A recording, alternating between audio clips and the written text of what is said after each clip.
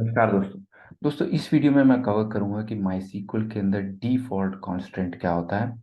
Default को practical examples के through समझेंगे, लेकिन सबसे पहले थोड़ी सी थ्योरी से स्टार्ट करता हूं और समझते हैं कि डिफॉल्ट शब्द का मतलब क्या होता है। डिफॉल्ट शब्द का इंग्लिश में जब हम इस्तेमाल करते हैं तो इसके अंदर ज़्यादातर हम जब इस्तेमाल करते हैं डे टू डे लैंग्वेज में, तो तब इस्तेमाल करते हैं जब आप लोन की पेमेंट नहीं देते। फॉर एग्जाम्पल, तो किसी ने डिफॉल्ट कर दिया, लोन की पेमेंट नहीं दी, ये वो वाला डिफॉल्ट नहीं है।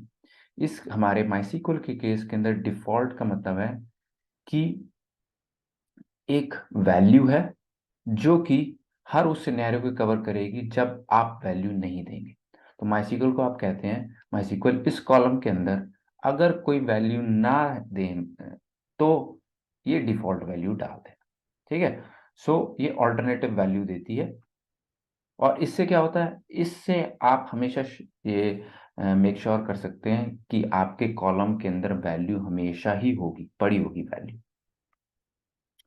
और इसको प्रैक्टिकल एग्जांपल्स के थ्रू कवर करते हैं, और इसके लिए जाते हैं माइस्क्ल वर्कबेंच में और अपने लोकल होस्ट से कनेक्ट करते हैं।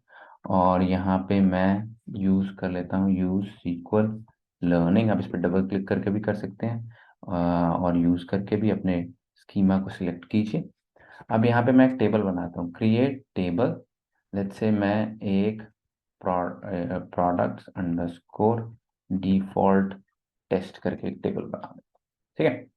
इसके अंदर मैं एक कॉलम बनाता हूँ प्रोडक्ट का नाम। तो इसके अंदर सारे प्रोडक्ट की डिटेल्स आएंगी। इमेजिन करें कि ई कॉमर्स वेबसाइट है, उसके अंदर प्रोडक्ट्स की डिटेल आप कहीं पे रख रहे हैं। तो प्रोडक्ट का नाम हो गया, प्रोडक्ट के नाम में हम लिख देंगे वैर शेयर, यहाँ पे 100। ठीक है। तो यहाँ पे प्रोडक्ट का नाम हो गया। अब मैं देखना चाहता हूँ कितनी स्टॉक यूनिट, कितने कितनी हमारे वेयर हाउस के अंदर इस प्रोडक्ट की कितनी क्वांटिटी पड़ी है। तो स्टॉक यूनिट होगा, ये क्या होगा, ये इंटीजर होगा। ठीक है। अब इसमें मैं क्या करता हूँ, मैं चाहता हूँ कि अगर कोई वैल्यू ना दे तो डिफॉल्ट पे 0 डाल देना। ठीक है। अब इसको चलाते हैं, इसको टेस्ट करके देखते हैं कैसे चलता है। मैंने इस प्रोडक्ट को बनाया। अब मैं क्या करता हूँ, insert into products default test. अब इसके अंदर मैं कॉलम का नाम दे देता हूँ प्रोडक्ट नेम, और स्टॉक यूनिट भी दे देता हूँ स्टॉक यूनिट। तो अभी डाल के देखते हैं, पहले डल रही है नहीं डल रही वैल्यूज। अब इसके अंदर मैं डाल देता हूँ, लेट्स से आईफोन बेच रहा हूँ मैं, आईफोन, और क्वांटिटी मेरे पास 5 है, स्टॉक यूनिट 5।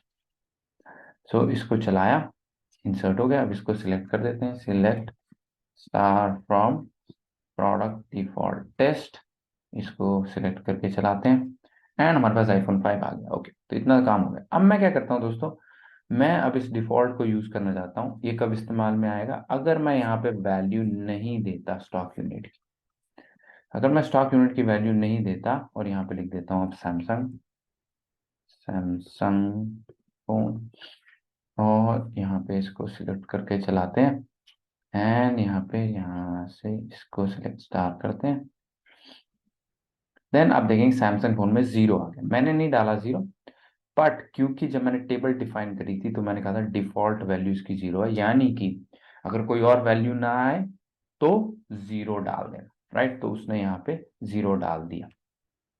अगर मैं डिफॉल्ट 0 ना करता देता तो क्या होता, इस केस में अगर मैं ऐसे करता इसको तो ये नल डाल देता। तो अब नल की जगह 0 डाल दिया, इससे मेक श्योर क्या हुआ कि मुझे हमेशा मिनिमम 0 तो मिलेगी ही मिलेगी वैल्यू। राइट। इससे हमने हमारे पास इसके डेटा इंटीग्रिटी हो गई। हमें पता है डेटा के अंदर हमेशा कोई ना कोई वैल्यू तो होगी ही होगी। राइट, नल कभी एग्जिस्ट नहीं करेगा इसके अंदर अनलेस आप खुद ही स्पेसिफाई करो नल को। राइट। ये चीज हमें डिफॉल्ट देता है। अब ये तो है दोस्तों स्टैटिक वैल्यू, कि हमने एक वैल्यू दे दी और वो स्टैटिक है और कभी डायनामिक नहीं है, चेंज नहीं है। बट इसको आप डायनामिक भी बना सकते हैं माइस्क्ल के फंक्शंस को यूज करके। वो कैसे करते हैं, लेट्स से हमारे पास एक और टेबल है। अब मैं आपको डायनामिक वैल्यू दिखा के डाल के दिखाता हूँ, create table default underscore dynamic. ठीक है। अब इसके अंदर हम क्या करते हैं, 2 कॉलम बनाते हैं। एक है आईडी जो कि है इंट, और फिर मैं बनाता हूं इसके अंदर एक क्रिएटेड ऑन कॉलम, ठीक है, और इसका टाइप है डेट टाइम। अब मैं चाहता हूं कि यूजर अगर डेट टाइम डाले, यूजर कौन है इस केस में, मैं ही हूं, अगर मैं डेट टाइम इंसर्ट क्वेरी में दूं तो वो वाला डेट टाइम लेना, नहीं तो डिफॉल्ट पे करंट टाइम स्टैम्प ले लेना। तो ये क्या करेगा, जो भी उस टाइम पे जब इंसर्ट हो रहा है उस टाइम पे जो भी टाइम है, डेट प्लस टाइम, वो ऑटोमेटिकली उठ के अंदर चला जाएगा क्रिएटेड ऑन के। तो इसको डाल के देखते हैं।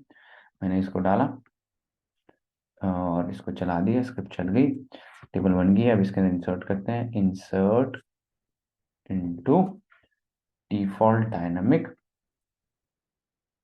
कॉलम। इसके अंदर डालते हैं हम आईडी, और आईडी और दूसरा कॉलम नहीं देते, राइट। और इसके अंदर वैल्यूज डालते हैं, लेट्स से स्टार्टिंग करते हैं 1 से, राइट।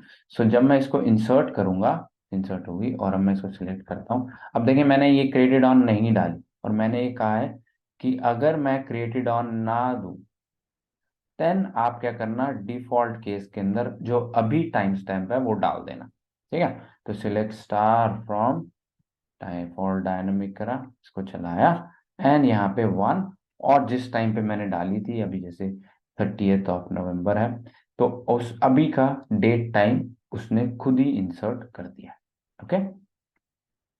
तो इससे हमने क्या सीखा, हमने सीखा कि आप डायनामिक वैल्यूज, क्योंकि डेट हमेशा चेंज हो रही है, टाइम चेंज हो रहा है, तो आप स्टैटिकली तो कुछ रख नहीं सकते।